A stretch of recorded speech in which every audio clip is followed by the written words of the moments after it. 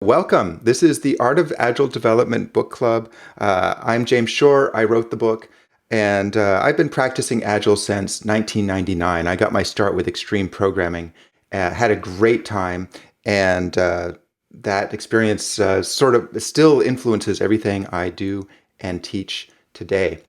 So the topic of today's session is what is Agile? The and I'm going to just sort of introduce the topic by reading the opening portion of this chapter of my book. So, chapter 1, what is Agile? Agile is everywhere and paradoxically nowhere. In the 20 years after the Agile freight train roared into software developers' consciousness, the number of companies calling themselves Agile increased by orders of magnitude. The number of teams actually taking an Agile approach to their work? Not so much. Agile, the easily repeated name, is enormously successful. The ideas behind Agile, well, most of them are ignored. Let's fix that.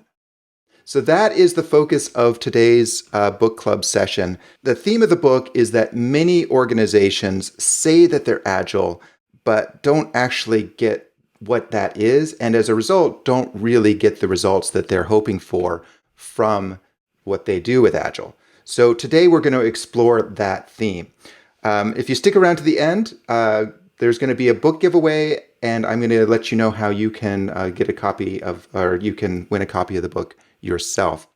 If you would like to just buy a copy, it is available on Amazon. I will go and post that link into the chat. There it is.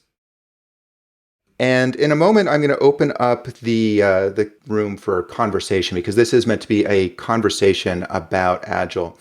Our first discussion prompt is, what does Agile mean to you? On the Discord, people have been saying, first Jitter Ted responded. Jitter Ted said, can I cheat and just say that Agile to me is pretty much extreme programming? And then later on said, for me, the essence is getting feedback and real-time guidance on the solution being created by those who will use and be affected by it, i.e. the software system, and being able to use that feedback to adjust the next piece of work. Then there's the meta part, which is the team and org's feedback on the process itself via retrospectives, which can basically be summarized by the word adaptive. So that's what Jitter Ted had to say about it. Anchor, let me try to invite you to unmute your microphone. There you are.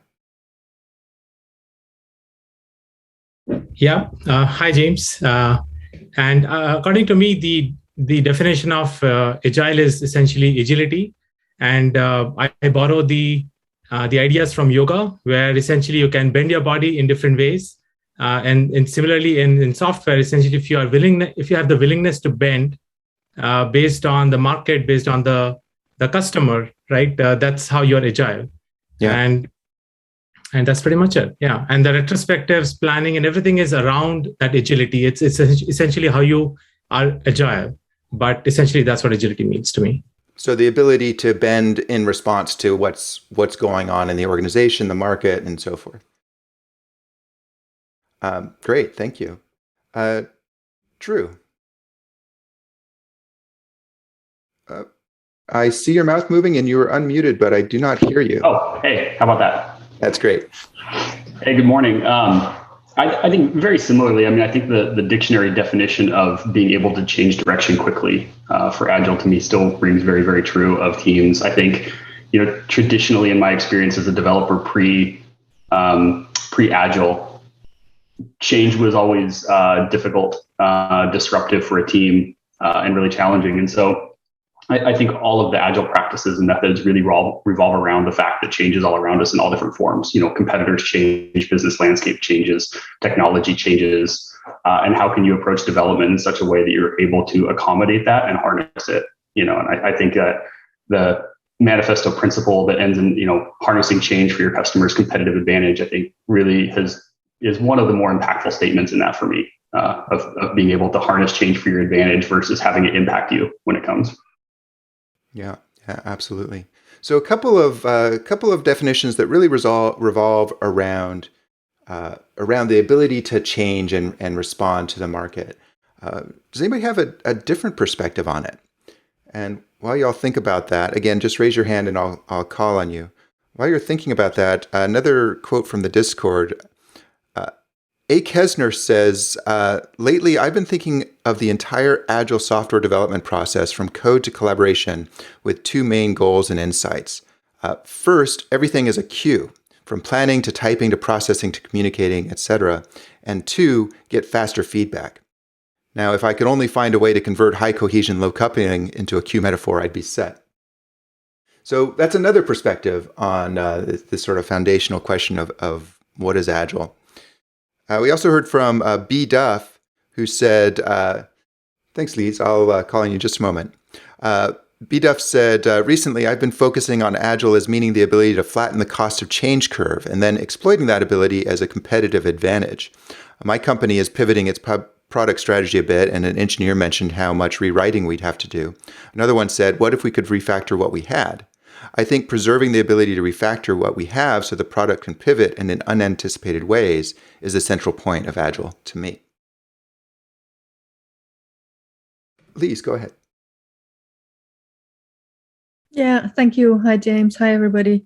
I just came to think of it. I agree with everything I heard of on the Hill now, and I really, really love the way that you define it in your book. So I'm kind of colored by that. But I'm also working with agility in organizations at the organizational level, and want to come back. Maybe you will mention it later about the agile fluency at the highest level or whatever we should call it.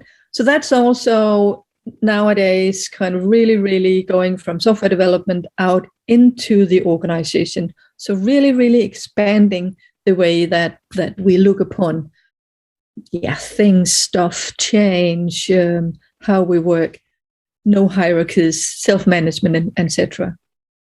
Yeah.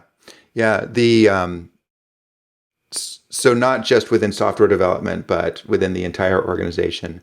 Are you talking about even things like HR and legal and other parts of the operations of the company? Everything, basically. That's what I'm thinking of. Yeah. I see. I mean, Agile does tend to extend, I think, beyond software development.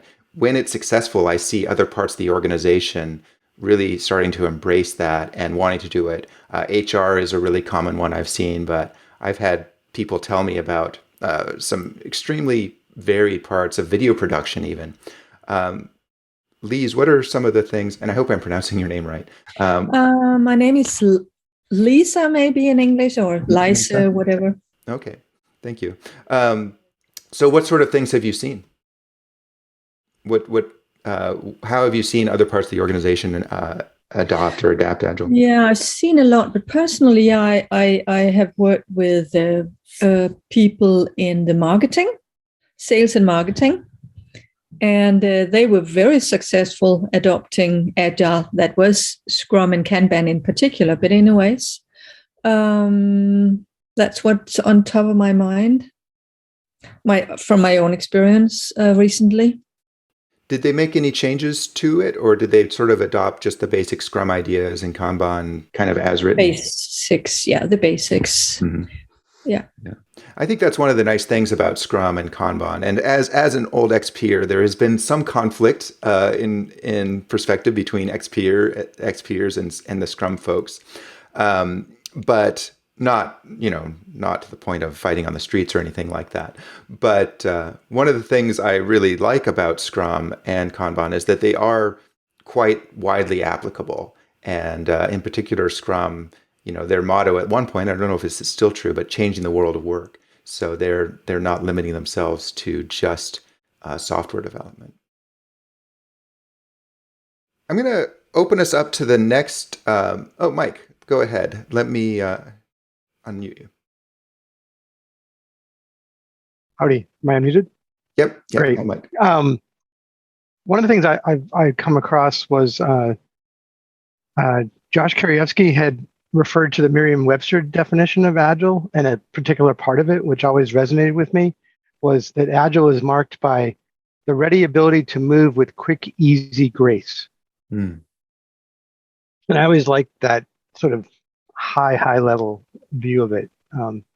which then encompasses a lot of what we've already heard today, like about pivoting and so forth. Absolutely. Yeah. That was the main thing I wanted to say, but I also wanted to say I, several years ago, come across some lawyers who were doing pair writing of briefs. So they were applying pair programming, but instead of programming, they're writing legal briefs in the same way we pair program.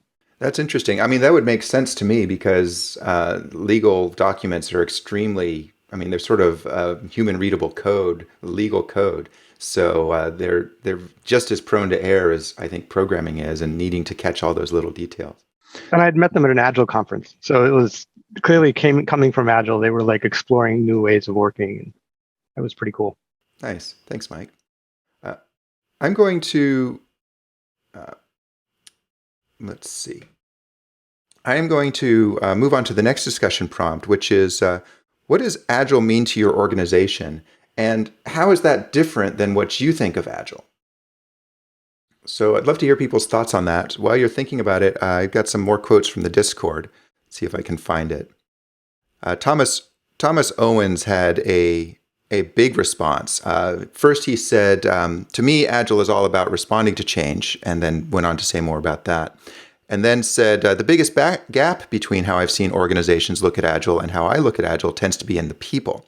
The organizations like the responding to change thing, to the point that a lot of you have been bringing up, and sometimes even the collaboration aspects. But what is missing is trust. Trusting that people will get the job done, use their time in the best possible way, balance rapid delivery and feedback loops with the work that it takes to enable rapid delivery and feedback loops. Decisions are pushed upon the teams rather than being made by the teams. Individuals and teams may be able to pose questions, some of which lead to changes, but the final decision on what and how to work is made above the individual contributor. The result is an organization that is halfway agile. The responsiveness is good, but the need to flow information from the individual or team is up to the decision maker, sometimes have back and forth conversations, and then flow a decision down. In other words, doing those things limits how responsive the team can be. It also doesn't lead to people growing and developing to their full potential. It's still better than plan-driven development, though. So I thought that was really interesting. That lack of trust is something that I see. People really like the ideas of Agile, and they even want to, create an agile organization, but they're afraid. They're afraid of what will happen when they really let go and give teams ownership and responsibility. And that ended up being a big theme in the book as well. There's a whole chapter on both ownership and accountability, which is the two sides of that coin. So what do you all think? What do you see in terms of how organizations think about Agile and how that's different than maybe what you think or what you would like them to think?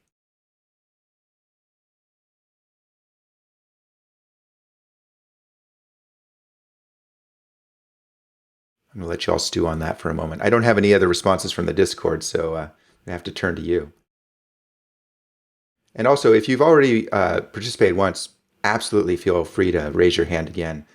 Some folks are going to be more active than others, and that's just fine. Chris, go ahead. Hi, I'm Chris McBride. I've seen a lot of organizations really gravitate towards the execution of agile teams, thinking about the process, and they often see that the execution gets better, I think because of the lower cycle times. But oftentimes what they miss is that success is really value delivered, not just plan executed. So they really like to see, say, a sprint or an iteration get executed well, but they miss out on if the value isn't actually delivered, we aren't successful. Yeah, I think that's really common. People tend to focus on the nuts and bolts and who's doing what at what time. I think because there's a sort of a joy in the mechanical aspect of it, but often do sort of miss out on the larger principles and the idea that we're here to produce value. Ankur, go ahead. Yeah, I think in some places, organizations get tied to certain tools that they use in terms of HR or other tech tools that they use. but we are still developing products that are agile. So I think as individuals, we get limited by tools and technologies that companies use, but we are still developing agile. So I think sometimes there is friction around that. And people say, hey, we just changed the tool last year. Now we cannot change the tool because even though there is a much better tool available, we have to stick with it for the next 5 years. So I think bigger and bigger corporations get stuck with it.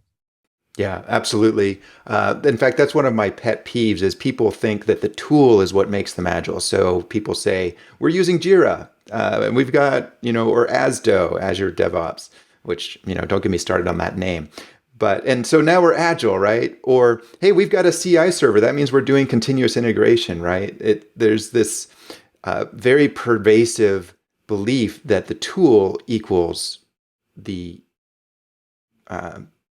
being, following the ideas of Agile rather than just enabling you to follow them. Or often, because these companies that are selling these tools don't always really understand what Agile is all about, often getting in their way, I find, which, personally just drives me nuts. Thanks very much, Ankur.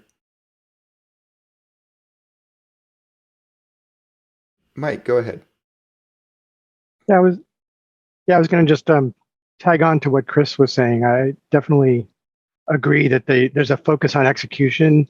And I think part of it is also, in some ways, that's kind of the easier part, right? It's easier to go, hey, let's work on the team, right? And this focus on that part of the org, not on the larger part of the org, because the larger part's the actual hard part, right? How to do org design such that you don't have these silos, right? We can optimize locally, but if we can't optimize the whole team, the whole organization, we're gonna, you're only getting partially there. So I'm just kind of like yes-anding what Chris was saying, because it's, in a way, I think we tend to, not we, but the industry tends to focus on the easier parts because, hey, it's low-hanging fruit, right? We can be iterative. We can put in a CI tool and claim we're continuously integrating, though we're not, Yeah. right? And it's the human part I'm finding is actually the harder part, getting people to trust. I forget who it was.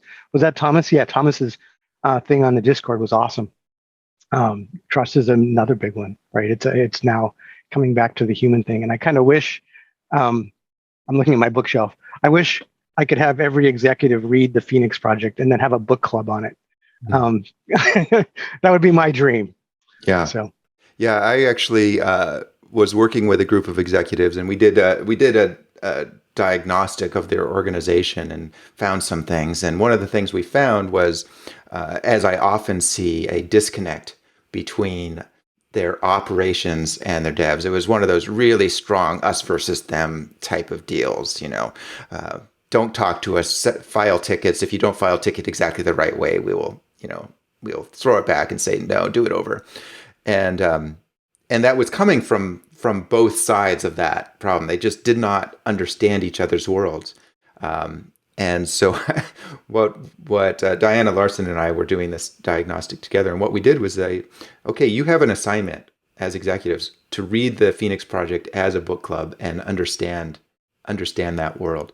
Because it wasn't just the ops folks that were the source of the problem. It was also the engineering executives as well. So Mike and everybody else, what do you do about this? How do you create this trust when you see it, or when you see this over-reliance on tools? What do you do? And Mike, since you're still unmuted, or I guess I'll have to ask you again, I'm going to invite you to answer that one first. Oh, sure. Lob that, Paul. I wish that was I had a quick, easy answer to that one. Well, I'm a coach. I think probably I'm noticing the names here, at least a fair number of folks here are coaches. We're back to what Thomas said, trust. You have to build trust. And oftentimes what I find is I'm brought in to coach the team, right? The software engineers, right? It's like, well, help the team, make the team better. But the reality is that's, like I said, local optimization. So what I end up doing is spending a fair amount of time with their manager or their manager's manager, the person who hired us to come in and do the work, and build relationships with them trusting relationships, I try to be very open and direct, but not a jerk, right? It's like, but be very clear about what I'm observing. But you can only do it through trust, and you have to start by listening. And I actually threw in the chat. Did I press enter? I don't know if I did. No, I didn't. I mean, I love Stephen Covey's principle of seek first to understand before seeking to be understood. And so spend a lot of time listening and finding the gems in what they're saying and reflect it back to them. And that helps build trust. And not in a sort of a sleazy way, but in a truly honest, yes, I take what you're saying. And yes, this is so yeah, no silver bullet, man. If there was, we'd be a lot farther along. Yeah, I was hoping you'd provide a silver bullet. Thank you, Mike. I'm seeing a lot of hands raised. I'm going to call on Lisa next. And first, though, I want to just call out this book, Agile Conversations, by Douglas Squirrel and Jeffrey Frederick.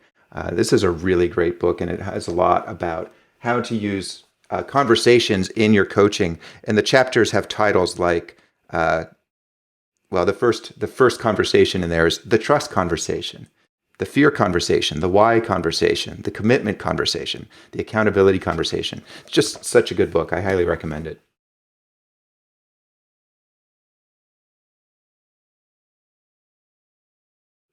One moment. I'm trying to press the right button here.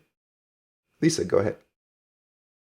Yeah, really, it seems I have really not much to add, because Mike, you said it all. I also talk to the managers, and preferably the managers, and find out what are their problems, or how can I help them, and that really that opens up a kind of trust. That's where it starts.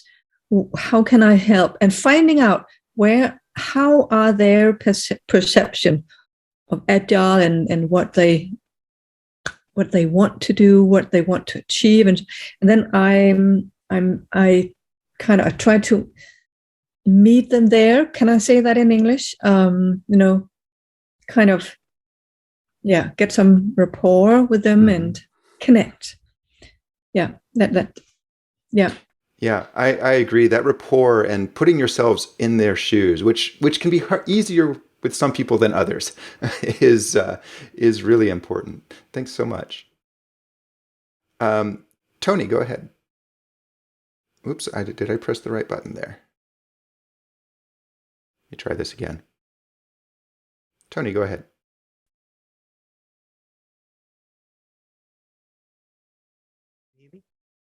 Apparently you couldn't hear me. You're very quiet. Can you hear me better now? Can you hear me? Yes. Okay. Thank you. Okay. So I think a couple of things, as far as I can tell, one of the trick that I have seen people kind of done in the past is they modernize so I guess from the higher level is the first thing is we need to kind of at the list when I first joined a company, we need to provide the value consistently, continuously. So as long as we provide the value to the team and the company, it kind of, we starting to gain the trust, just like Mike and I guess Liz and Thomas and other people mentioned. So once you gain the trust, and this is the part where I find it a little bit gray, is typically from time to time, that period could last to 1 year to 2 years. But along that period, typically the trick that I have seen people use is we modern the technology stack, start with something small, either something with we have more control. For me, at least, I'm in the development team most of the time. So the thing that we have more control, like the build tools and something that we have more control to modernize and make it a very small step to step forward. So I think that is the trick. And I think once we gain the trust, then we have more opportunity to do more suggestions. But the gray area is typically it lasts like at least like 1 to 2 years or even more. to be able to see the effect and to see like the value that we created, or the value that we provided to the company. So that is my impression so far. Yeah. Thank you. I completely agree with everything you're saying. Actually delivering is a great way for a team to build trust with their executives. And even when you do that, I still see it take a couple of years. Like that's the exact time frame that I see myself, is for a team or set of teams to really build trust with their executives, often their sales and marketing departments. There's a lot of ingrained distrust that's built up over a long time. Maybe not at this company, but at previous companies that those folks have had experience with. Just nothing helps build that than one, putting yourself in their shoes, as Lisa said, and just showing that you are trustworthy over and over again. I am going to move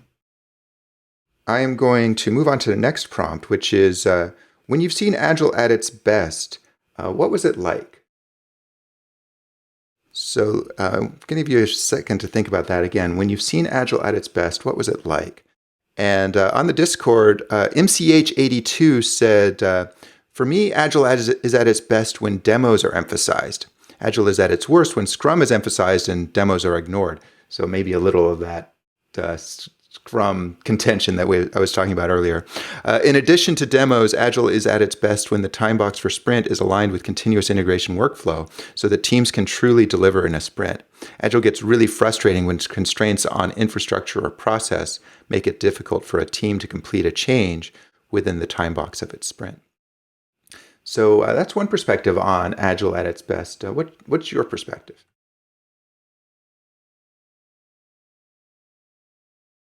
Drew, go ahead.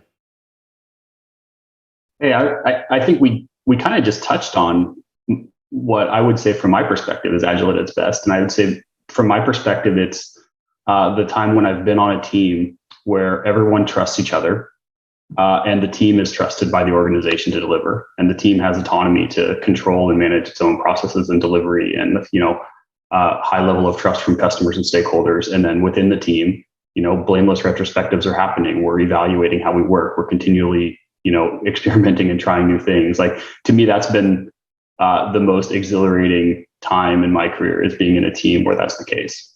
Yeah, I 100% agree with that. That was my first experience with extreme programming back in 2000. I got started with feature-driven development, but then we moved into extreme programming, and we had exactly that experience. There was a great manager. She had a lot of trust in the team, allowed us to do whatever we wanted in terms of experimentation. And back then it was all experimentation, right? And the team really gelled. It was the most fun I'd ever had at work. That experience of a high performance team that's, really trust each other, had a lot of trust in them. I've spent the rest of my career trying to recreate that, right? And I think a lot of people who've had that experience, I've heard the same sort of thing, that you don't get that often, but when you do, it's amazing, and you want it back. Ankur, go ahead. Yeah, I think Drew has already said all the things that I wanted to also say, but I'll just add one more thing, which is I think I've seen Agile working best when it worked when we had just one team locally, actually, just one or two teams locally. And it also started working when we added more sites geographically in my previous company. There were 5 teams across like India and Middle East and whatnot until California. And it was still working, right? And within a month, we were able to scale up. And I think that shows up how agile we were. And I think the ability to scale and twist and bend in all directions, right? I think that's exactly what I've seen when it works best. Fantastic. Yeah, we're going to be having a whole book club dedicated to scaling. We're going to have a surprise special guest for that one too. So keep an eye out for that. So this point that you're making about scaling is really interesting, because I think scaling can be quite difficult. So what was it that your organization did that made it work so well?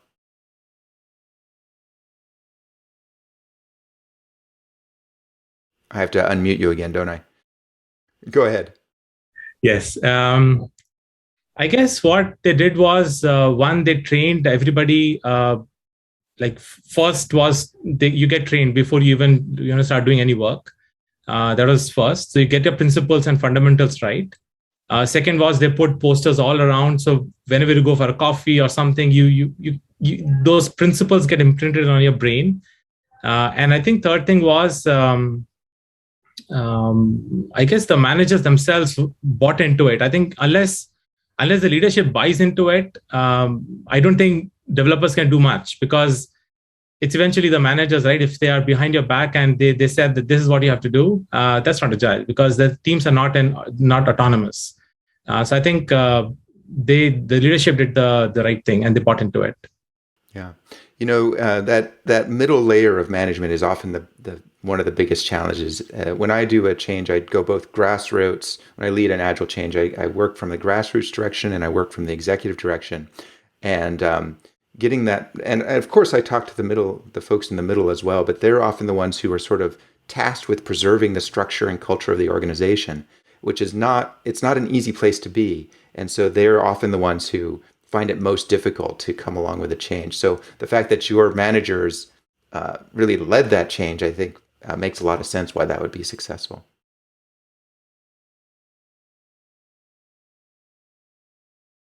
Jay, welcome. Hi. So I want to tell like two little stories about Agile at its best.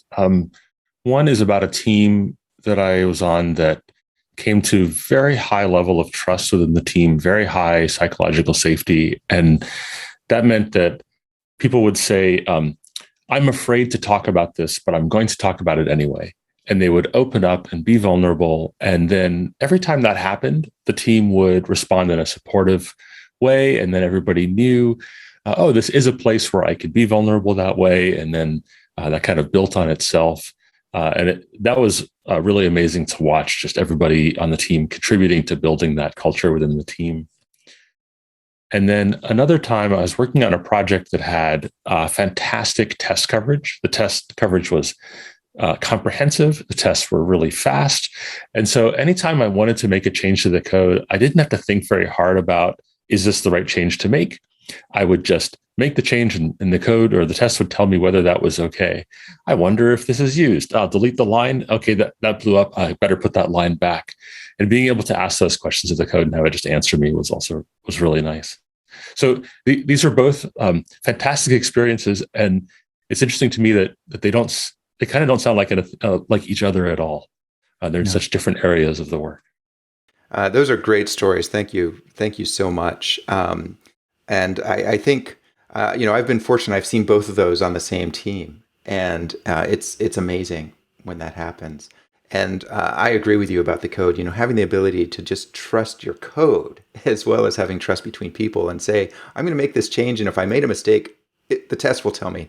That is such a great experience, and to have it be a really low friction, fast experience as well. Ahmed, go ahead. Right.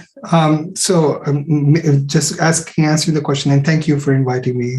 This is wonderful.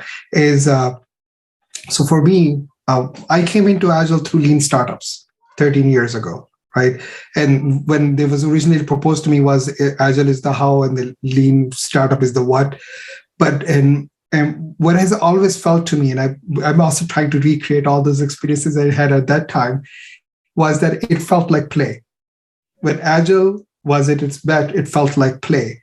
And more so, I don't think it's a very good example of work-life balance, because I was probably enjoying it way too much, right? So, but it felt smooth. It felt, and all those extra hours spent were relaxing rather than felt like work. So at its best, it was like play, and the opposite in large enterprises where I am now, it felt like grinding work. Mm-hmm. So that's at worst. Mm-hmm. Yeah. Thank you. There's been such great stories. We are almost out of time. The session ends at 8:45 or 45 minutes past the hour, whatever time zone you were in. I have one final prompt, and then I'm going to wrap up with the book giveaway and also let you know how you can enter to win the book next time. So final question. Final discussion prompt. If you could wave a magic wand and change one misconception about Agile, what would it be? And we had a couple of answers on the Discord. Let's see if I can find it. Chewick wrote that having, responding to this question, if you could wave a magic wand, what would it be? That having perfect estimates is more important than consistent ones. So the misconception is having perfect estimates is more important than consistent ones. This was one of my favorite eye-opening moments while reading the book. Trying to achieve perfect estimates is impossible, yet some folks spend a lot of time and effort trying to achieve this, from managers using it as a way to pressure devs, to creating self-doubt in devs who just can't get them right no matter how hard they try. And I completely agree with that. I see organizations and teams and managers tie themselves up in knots trying to get perfect estimates when that's not necessary and also not really possible. And yet they waste an enormous amount of time on doing this. Adrian Sutton writes, I wish people would stop thinking that just doing the rituals from Scrum actually makes you agile. I keep hearing of companies that spend days in meetings at the start of a sprint to carefully plan everything out and do all the rituals. Always seems like they're just trying to compress the whole waterfall process into a day or two of meetings before coding starts. It's gotten to the point where I've heard people talk about we're doing agile, and they have a role which is lead the agile ceremonies. They actually, they say we're going to do agile, and here's the agile ceremonies, and then we're done, right? That's agile. We've done it. Now we're going to move on. And I guess if I could wave a magic wand and change one thing, it would be this belief that agile is something that you do rather than a mindset you inhabit. That's what I would like to change. But what do you all think? We've got a couple minutes, so we got room for one or two comments, and I'd love to hear your thoughts. Again, don't feel shy. If you've spoken a lot, you are absolutely welcome to speak again.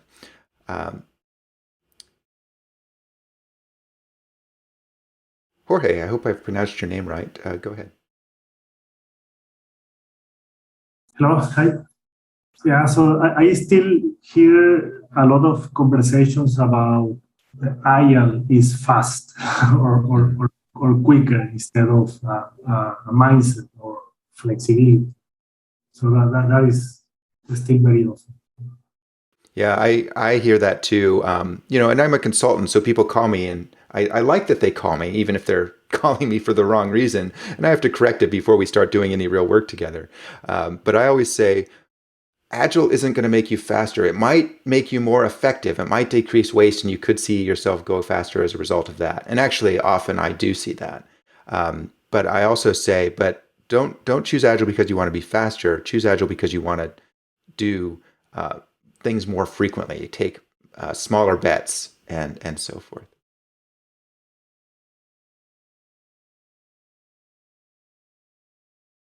Lisa, go ahead. I think you get the last word. Yeah, and it's about, I don't want to say it out loud, but scaling or descaling. But the fact that I'm sorry, but managers think that these, I wrote it in the chat, so I'll just read aloud, that multiple agile teams can just work very well without anybody else changing anything in their organization, and that is not true. They can work, they will not work well. Yeah. The scaling problem is a real challenge. It's one I've been facing for a while, and I've recently started working with, and we'll talk about this when we get to the scaling book club as well. And again, don't miss that one. We're gonna have a special guest that I'm sure that you'll all love to hear from. But I've recently been experimenting with Ron Cortell's Fast Agile, which stands for Fluid Scaling Technology. Super innovative, and has that same feeling, gives me that same feeling that I had when I first saw extreme programming, which is, this is really weird. There's no way it could possibly work. I have to try it. And so I have been trying it, and results are not entirely in yet, but it looks like it's going to work really well. So hopefully by the time we get to that scaling book club, I'll have some more experiences to share. There's a company I'm working with right now who we've been doing some tests and we've been doing a lot of change management. And we're going to do our live test on Wednesday, where we're going to put this into practice for multiple weeks and hopefully more than that with a fully remote environment doing fast agile. So that should be really interesting. And that is all the time we have for today. I'm going to end with our book giveaway. Every week, I post the book club discussion prompts into the Discord, and then during the book club, what I'm going to do is look back at who responded to those prompts and pick one of them to receive a free copy of the ebook. I just put, I sent that to just one person. I'm going to put the Discord invite link in the chat. So please join the Discord, contribute to the discussion. Love to have you there. And again, I'll be giving out a free copy of the ebook to everybody who participates in that conversation every week. So this week, the winner is Jitter Ted, also known as Ted Young. So Ted, congratulations. I don't think he's on the call, but he can watch the video. And I also posted the Discord. So thank you all so much for your attendance. This was a great conversation. The time has just flown by. We're going to do this again next week. And next week, the conversation will be about choosing your agility. So I hope to see you then. Thanks again, everybody. And I will see you all next time.